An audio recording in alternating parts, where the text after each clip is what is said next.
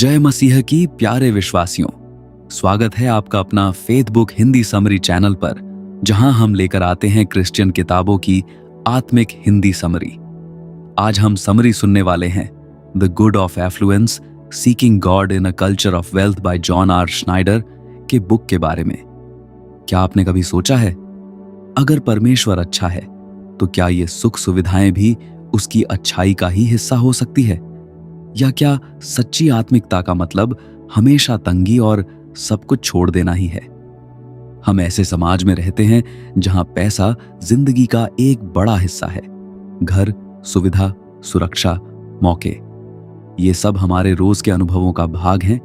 लेकिन एक मसीही विश्वासी लोगों के मन में अक्सर एक छिपा हुआ तनाव रहता है। क्या मेरी समृद्धि यानी प्रोस्पेरिटी मेरे विश्वास के खिलाफ तो नहीं? क्या ज्यादा चीजें होना अपने आप में कोई आत्मिक खतरा है? यह किताब उसी तनाव को सामने लाती है।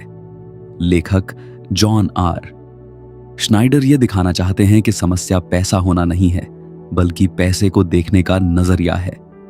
बाइबल न तो इसकी आंख मूंद कर तारीफ करती है और न ही सीधे तौर पर बुराई। वह मन की दिशा पर बात करती है। सबसे बड़ी समस्या है सुख सुविधाओं के बीच परमेश्वर को भूल जाना।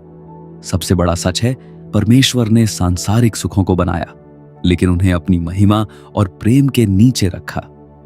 अब सवाल यह नहीं कि आपके पास कितना है, बल्कि यह है कि आपका मन किसके काबू में है। भाग 1, सृष्टि की अच्छाई और तरक्की की बुनियादी समझ।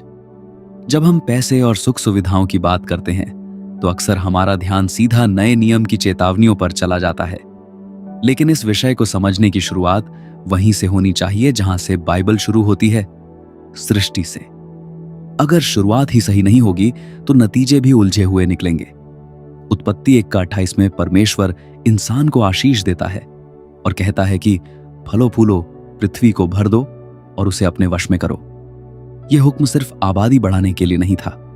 इसमें तरक्की, कुछ नया बनाना, खेती, सिस्टम, उत्पादन और क्रिएटिविटी सब शामिल हैं। इसका सीधा मतलब है परमेश्वर ने इंसान को संभावनाओं से भरी दुनिया दी ताकि वह उसे आगे बढ़ाए। यहां प्रोस्पेरिटी किसी लालच का नतीजा नहीं, बल्कि आशीष का एक स्वाभाविक परिणाम है। पूरी सृष्टि को बहुत अच्छा कहा गया। इसका मतलब है कि यह भौतिक दुनिया, इसकी पैदावार, इसकी बहुतायत, ये सब असल में अच्छे हैं। यदि जड़ अच्छी है तो उससे निकलने वाले फल को भी बुनियादी तौर पर अच्छा ही माना जाएगा। यहां एक मिसाल समझिए, जैसे एक सेहतमंद पेड़ अपने आप फल देता है, वैसे ही एक अच्छी सृष्टि भलाई और बरकत पैदा करती है। फल को देखकर पेड़ को कसूरवार नहीं ठहराया जाता। दिक्कत तब होती है जब फल का इस्तेमाल गलत तरीके से किया जाए। अदन का बगीचा सिर्फ प्रार्थना की जगह नहीं था, वह संसाधनों से भरा हुआ स्थान था। वहां खाने की कमी नहीं थी, सुंदरता की कमी नहीं थी। इसका अर्थ यह है कि परमेश्वर का असली प्लान कमी नहीं, बल्कि भरपूरता थी। इसलिए सिर्फ गरीबी को ही भक्ति का सबूत मान लेना सही नजरिया नहीं है। लेकिन यहां एक गहरी बात छिपी है। वश में करने का मतलब मालिकाना हक नहीं, बल्कि देखभाल करना है। इंसान को अधिकार मिला, पर वह आखिरी मालिक नहीं बना। जब अधिकार को खुद की मिल्कियत समझ लिया जाता है, वहीं से रूहानी गिरावट शुरू होती है। यहीं से एक बड़ा तनाव पैदा होता है। अगर भौतिक चीजें अच्छी हैं तो फिर पैसे को लेकर इतनी चेतावनियां क्यों दी गई हैं? इसका जवाब सृष्टि में नहीं, बल्कि इंसान के दिल में है। दिक्कत चीज में नहीं, उसे देखने के नजरिए में है। एक छोटा सा आम उदाहरण देखिए। किसी इंसान की अच्छी कमाई होती है। शुरू में वह परमेश्वर का शुक्रिया मानता है। धीरे धीरे वही कमाई उसकी सुरक्षा बन जाती है, फिर वही उसकी पहचान बन जाती है, आखिर में वही उसका सहारा बन जाती है। कमाई नहीं बदली, दिल का हाल बदल गया। यही असली मोड़ है। तरक्की अपने आप में पाप नहीं है, लेकिन वह इंसान में खुद के भरोसे जीने की भावना पैदा कर सकती है, और खुद पर भरोसा करना परमेश्वर पर निर्भर रहने के खिलाफ जाता है। यहां एक तुलना समझना काम आएगा। जैसे एक नदी को बांध के अंदर रखा जाए तो वह बिजली और सिंचाई का जरिया बनती है, लेकिन अगर वही पानी कंट्रोल से बाहर हो जाए तो तबाही मचाता है। पानी नहीं बदला, कंट्रोल बदल गया। इसी तरह प्रोस्पेरिटी जब परमेश्वर की मर्जी और मकसद के अंदर रहती है तो भलाई का जरिया बनती है, लेकिन जब वह सीमाओं से बाहर निकलती है तो आध्यात्मिक खतरा बन जाती है। इस शुरुआती सीख का पूरा जोर इसी बात पर है कि हमें पैसे को किसी बुरी चीज की तरह नहीं देखना चाहिए और न ही उसे अपनी मंजिल बनाना चाहिए। सृष्टि की अच्छाई को मानना जरूरी है, लेकिन उसे बनाने वाले से अलग नहीं करना है। उत्पत्ति की शुरुआत हमें यह याद दिलाती है कि परमेश्वर देने वाला है। वह कमी से शुरू नहीं करता, वह आशीष से शुरू करता है, लेकिन वह आशीष हमेशा उसके साथ रिश्ते में ही सुरक्षित रहती है। अब रुककर सोचिए, क्या आप अपनी कामयाबी को सिर्फ अपनी मेहनत का फल मानते हैं या उन्हें बनाने वाले के प्लान के अंदर देखते हैं? क्या आपके संसाधन आपको परमेश्वर के करीब ला रहे हैं या धीरे धीरे आपको खुद में मग्न बना रहे हैं? यहीं से पूरी चर्चा की बुनियाद रखी जाती है। अगर हम सृष्टि को अच्छा मानते हैं तो हमें समृद्धि को भी एक अच्छी संभावना के रूप में देखना होगा, लेकिन अगर हम अपने दिल का ख्याल नहीं रखेंगे तो वही अच्छाई हमें अंदर से खाली कर सकती है। सृष्टि का संदेश साफ है, भलाई हमें दी गई है। सवाल यह नहीं कि हमारे पास कितना है, बल्कि यह है कि हम उसे किसके नीचे रख रहे हैं।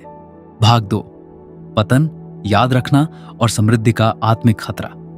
सृष्टि की अच्छाई को समझने के बाद अगला सवाल सीधा सा है, अगर प्रोस्पेरिटी बुनियादी तौर पर अच्छी है तो फिर इतिहास में पैसा इतना उलझा हुआ विषय क्यों बन गया? इसका जवाब इंसान के पतन में छिपा है। सृष्टि के बाद इंसान का दिल बदल गया। समस्या चीजों में नहीं आई, समस्या हमारी इच्छाओं में आ गई।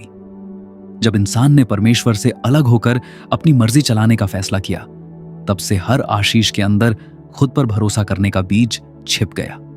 सुख सुविधाएं अब सिर्फ इस्तेमाल की चीजें नहीं रही, वे हमारी पहचान और सुरक्षा का जरिया बनने लगी। यही वह मोड़ है जहां प्रोस्पेरिटी एक आत्मिक परीक्षा बन जाती है। व्यवस्था विवरण 8 में इस तनाव को बहुत साफ तरीके से बताया गया है। परमेश्वर इज़राइल से कहता है कि जब तुम अच्छे घरों में बस जाओगे, जब तुम्हारे जानवर बढ़ेंगे, जब तुम्हारी चांदी और सोना बढ़ेगा, तब सावधान रहना कि तुम्हारे मन में घमंड ना आ जाए और तुम यह ना कहो कि मेरी ताकत और मेरे हाथों की मेहनत ने यह सब किया। यहां चेतावनी गरीबी में नहीं, बल्कि तरक्की के बीच दी जा रही है। ध्यान दीजिए, समस्या पैसा नहीं है, समस्या भूल जाना है। भूल जाना कि देने वाला कौन है, भूल जाना कि हम दूसरों पर निर्भर रहने वाले प्राणी हैं। यही असली आत्मिक खतरा है। यहां एक मिसाल समझिए, प्रोस्पेरिटी एक आईने की तरह है। आईना खुद कुछ नहीं बनाता, लेकिन वह दिखाता है कि अंदर क्या है। अगर मन में नम्रता है तो प्रोस्पेरिटी एहसानमंदी को बढ़ाएगी। अगर अंदर घमंड है तो प्रोस्पेरिटी उसे और साफ कर देगी। आईने को तोड़ने से चेहरा नहीं बदलता। इस अध्याय का जोर इस बात पर है कि प्रोस्पेरिटी याद रखने की एक परीक्षा है। परमेश्वर चाहता था कि इज़राइल अपने इतिहास को याद रखे, गुलामी, निर्भरता और जंगल का सफर। क्यों? ताकि तरक्की के समय वे यह न भूलें कि उनकी कहानी कृपा से शुरू हुई थी। जब इंसान अपनी कहानी को सिर्फ अपनी कामयाबी की कहानी बना देता है और कृपा की कहानी भूल जाता है, तब प्रोस्पेरिटी धीरे धीरे खुद पर भरोसे में बदल जाती है। यही वह पॉइंट है जहां अच्छाई खतरे में बदल जाती है। एक रियल लाइफ उदाहरण लीजिए। कोई व्यक्ति छोटे घर से शुरुआत करता है। संघर्ष के समय वह रोज प्रार्थना करता है, फिर बिजनेस बढ़ता है, घर बड़ा होता है, जीवन आसान हो जाता है। धीरे धीरे वही व्यक्ति कहने लगता है, अब सब कंट्रोल में है। प्रार्थना कम हो जाती है, परमेश्वर को पुकारने का जोश घट जाता है। हालात सुधरे, पर निर्भरता कम हो गई। यही वह बदलाव है जिसकी चेतावनी दी गई है। यहां एक तुलना भी समझना जरूरी है। जैसे शरीर को नमक की थोड़ी मात्रा चाहिए, लेकिन ज्यादा मात्रा नुकसानदेह हो जाती है। नमक बुरा नहीं है, बैलेंस बिगड़ना बुरा है। उसी तरह प्रोस्पेरिटी बुरी नहीं है, मन का बैलेंस बिगड़ना बुरा है। प्रोस्पेरिटी इंसान को यह भ्रम दे सकती है कि वह अपने आप में काफी है, और मैं काफी हूं वाली भावना परमेश्वर काफी है वाली सच्चाई को धीरे धीरे पीछे धकेल देती है। यह बदलाव अचानक नहीं होता, यह बहुत बारीक होता है। व्यवस्था विवरण 8 में एक और जरूरी बात है, परमेश्वर कहता है कि वही ताकत देता है धन कमाने की। इसका मतलब यह है कि मेहनत करना गलत नहीं है, कुछ बनाना गलत नहीं है, सफल होना गलत नहीं है, लेकिन असली सोर्स को मानना जरूरी है। जब सोर्स को हटाकर सिर्फ नतीजे को पकड़ लिया जाता है, तब प्रोस्पेरिटी आध्यात्मिक रूप से खतरनाक हो जाती है। यह सीख हमें किसी गिल्ट में नहीं डालती, बल्कि अलर्ट करती है। सवाल यह नहीं कि क्या आपके पास सुख सुविधाएं हैं, सवाल यह है क्या इन चीजों ने आपके मन की दिशा बदल दी है? क्या आपकी सुरक्षा परमेश्वर में है या आपके बैंक अकाउंट में? यहां रुककर खुद से पूछना जरूरी है, अगर आज सब छिन जाए तो क्या आपका भरोसा भी डगमगा जाएगा? अगर हां, तो शायद आपका भरोसा शिफ्ट हो चुका है। प्रोस्पेरिटी एक परीक्षा है, लेकिन यह कोई नेगेटिव परीक्षा नहीं है, यह एक मौका भी है। यह मौका है एहसानमंदी को और गहरा करने का। यह मौका है यादों को जिंदा रखने का। यह मौका है यह मानने का कि जो कुछ भी है वह आखिर में हमें दिया गया है। पतन ने चीजों को खराब नहीं किया, उसने इंसान के इस्तेमाल करने के तरीके को बिगाड़ दिया। इसलिए समाधान चीजों को छोड़ना नहीं, बल्कि दिल को वापस सही जगह पर लाना है। यही इस भाग का मेन पॉइंट है। प्रोस्पेरिटी हमें भूलने की तरफ ले जा सकती है, लेकिन वही प्रोस्पेरिटी हमें याद रखने में भी मजबूत रख सकती है, अगर हम देने वाले को पहचानते रहें। अब सवाल सीधा है, क्या आपकी प्रोस्पेरिटी आपको और भी शुक्रगुजार बना रही है या और भी स्वतंत्र? क्या आप यादों के साथ जी रहे हैं या खुद के भरोसे? और यहीं से आगे का रास्ता तय होगा। भाग 3, पैसा, मन और भरोसे की जगह।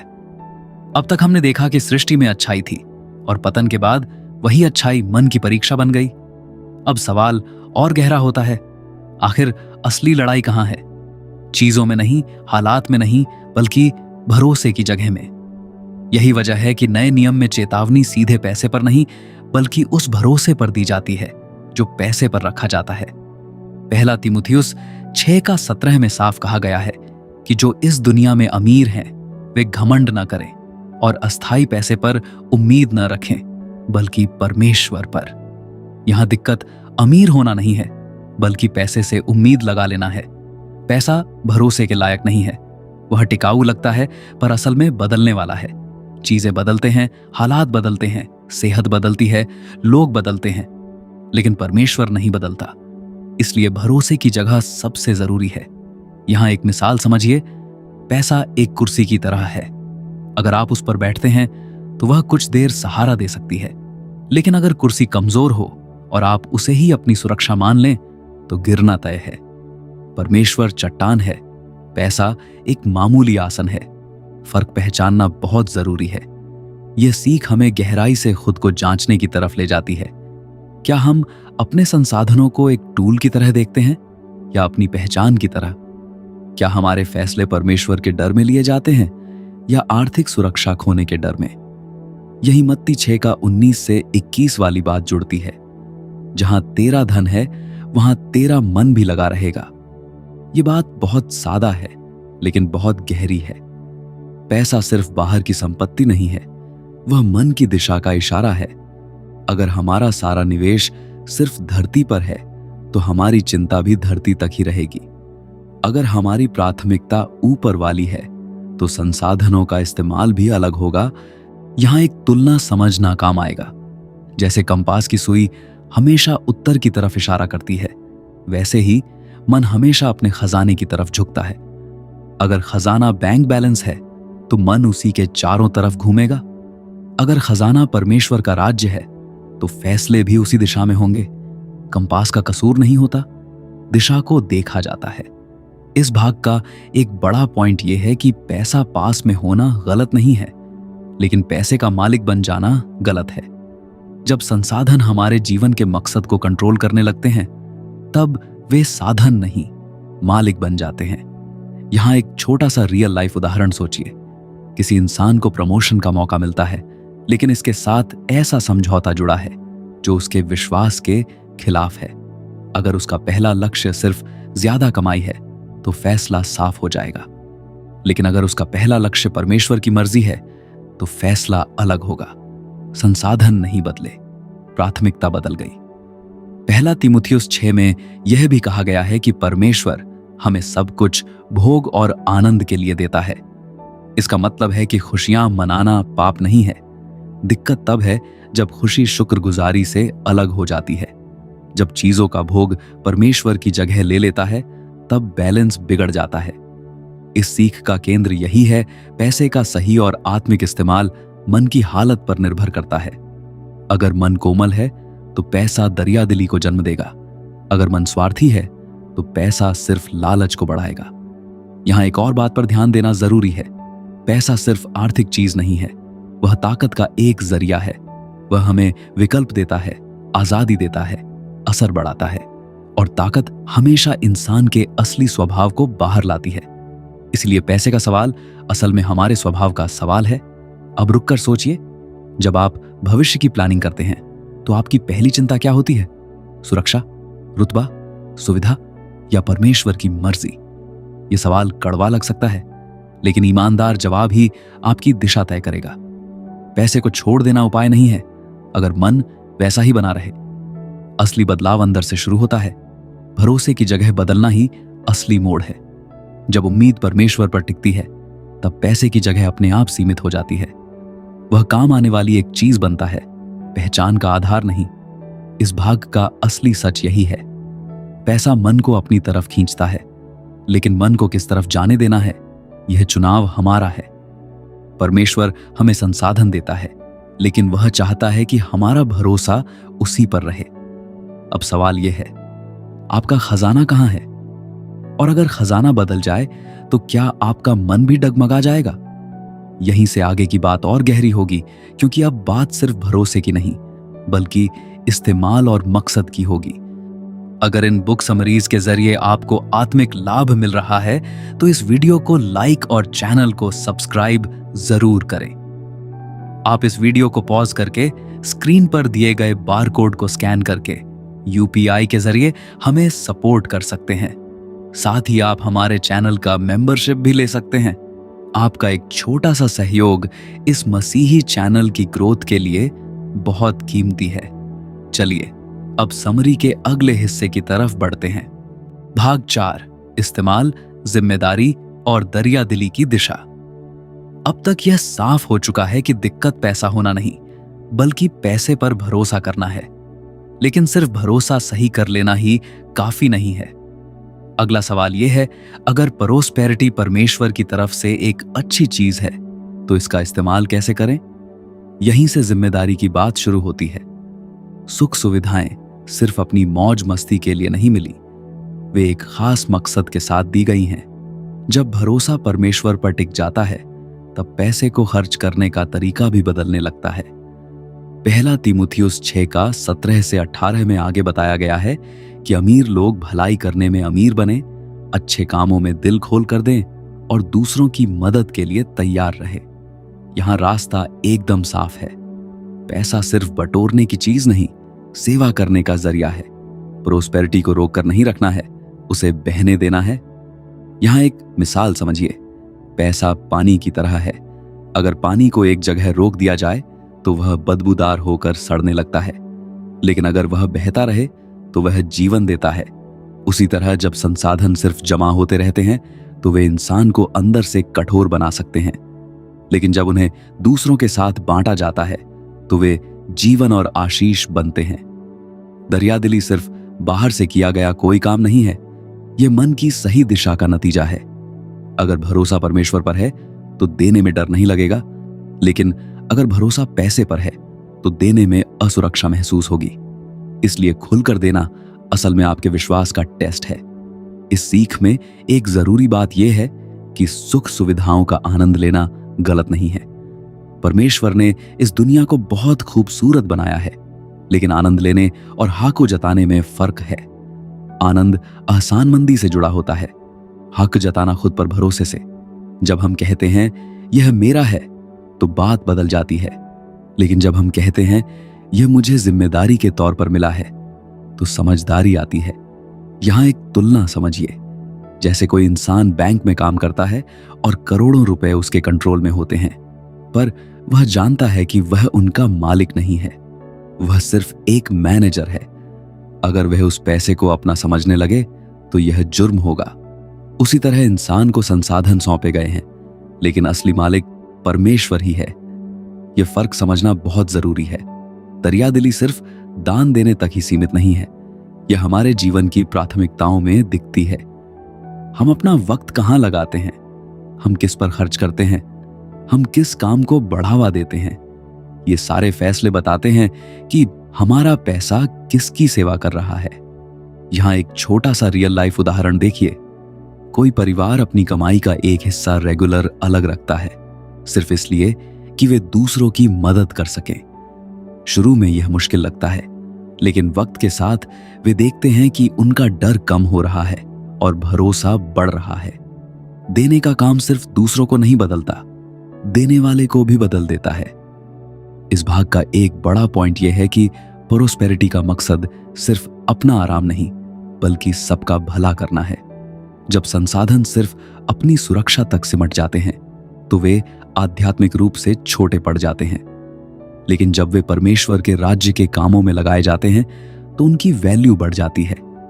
मत्ती 6 का 19 से 20 में कहा गया है कि धरती पर धन जमा न करो जहां वह बर्बाद हो जाता है, स्वर्ग में धन जमा करो। इसका मतलब यह नहीं कि धरती पर आपके पास कुछ ना हो, मतलब यह है कि आपका सबसे बड़ा निवेश कहां है। अगर सब कुछ इसी दुनिया की चीजों में लगा है तो भविष्य डावांडोल होगा।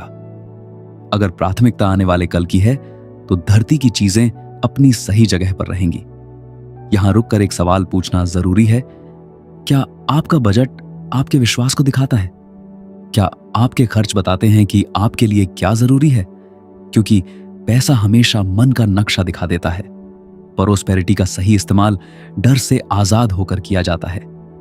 जो इंसान यह जानता है कि परमेश्वर ही उसकी जरूरतों का सोर्स है, वह चीजों को पकड़कर नहीं बैठता, वह उन्हें बहने देता है और बहता हुआ पैसा आशीष बन जाता है। इस भाग का निचोड़ एकदम साफ है। पैसा रोकने के लिए नहीं, बल्कि सही दिशा में लगाने के लिए मिला है। हम मालिक नहीं, मैनेजर हैं। भरोसा परमेश्वर पर है, इसलिए इस्तेमाल दरियादिली में बदल जाता है। अब खुद से पूछिए, क्या आपके संसाधन बह रहे हैं या जमा होकर पत्थर जैसे हो रहे हैं? क्या आप उन्हें सिर्फ बचाकर रख रहे हैं या भरोसे के साथ उनका इस्तेमाल कर रहे हैं? यहीं से प्रोस्पेरिटी की असली खूबसूरती सामने आती है, जब वह सिर्फ सुविधा नहीं बल्कि सेवा बन जाती है। भाग 5, संतुष्टि, खुशी और प्रोस्पेरिटी की सही जगह। अब तक यह साफ हो गया कि प्रोस्पेरिटी बुनियादी तौर पर अच्छी चीज है, पर पतन की वजह से वह एक परीक्षा बन जाती है।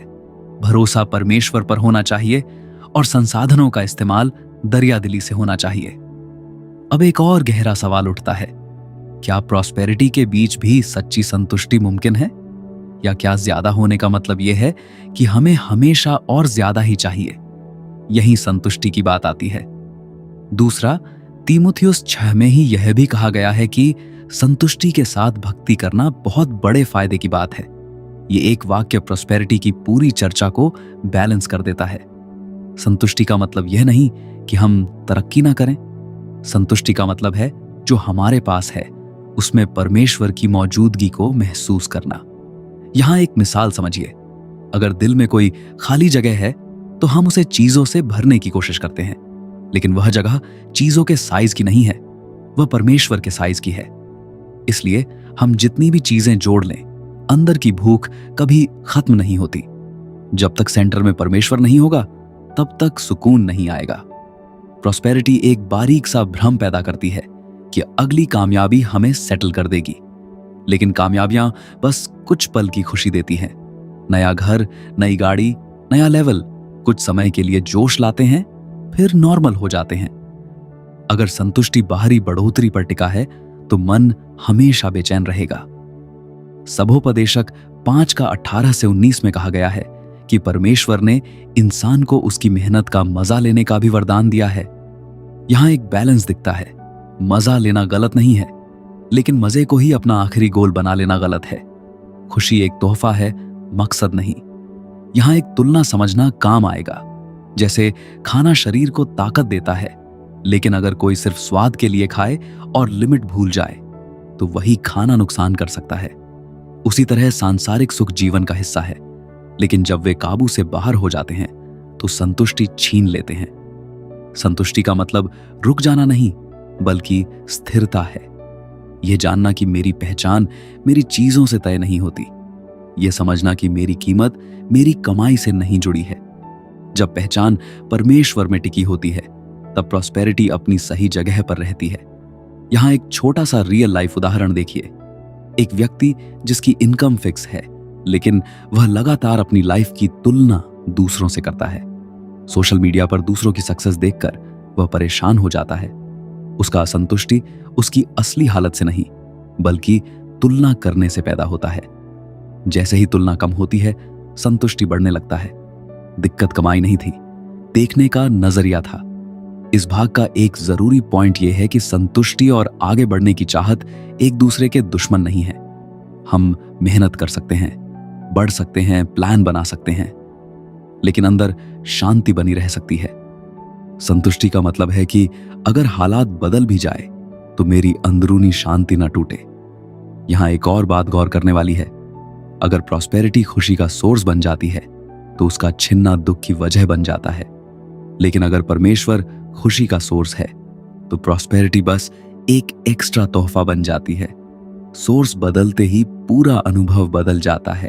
अब खुद से सवाल कीजिए, क्या आप अपनी आज की लाइफ के लिए शुक्रगुजार हैं, या क्या आप हमेशा अगली कामयाबी के इंतजार में रहते हैं? क्या आपका मन शांति में है या लगातार तुलना करने में लगा है? संतुष्टि हमें आजाद बनाता है। जब हम जानते हैं कि परमेश्वर काफी है, तब चीजों की मात्रा हमें कंट्रोल नहीं करती। तब हम ज्यादा होने पर भी नम्र रह सकते हैं और कम होने पर भी डटे रह सकते हैं। यह सीख हमें एक बैलेंस वाली जगह पर लाती है। प्रॉस्पेरिटी का आनंद लो, लेकिन उसमें खो मत जाओ। मेहनत करो, लेकिन पहचान उसमें मत ढूंढो। आगे बढ़ो, लेकिन दिल को स्थिर रखो। संतुष्टि प्रॉस्पेरिटी का विरोध नहीं करता, वह उसे सही लिमिट में रखता है, और लिमिट ही सुरक्षा है। अब यह सोचने का वक्त है, अगर आज आपकी कमाई दोगुनी हो जाए तो क्या आपका संतुष्टि भी दोगुना होगा? और अगर आधी रह जाए तो क्या आपका भरोसा आधा हो जाएगा? यही असली परीक्षा है। जब दिल परमेश्वर में टिका होता है, तब प्रॉस्पेरिटी अपनी सही जगह पर रहती है, एक तोहफा बनकर, न कि भगवान बनकर।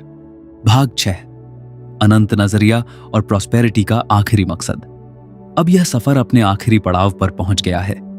हमने सृष्टि की अच्छाई देखी, पतन की चेतावनी समझी, भरोसे की सही जगह पहचानी, इस्तेमाल और दरियादिली की दिशा जानी, और संतुष्टि की गहराई को छुआ।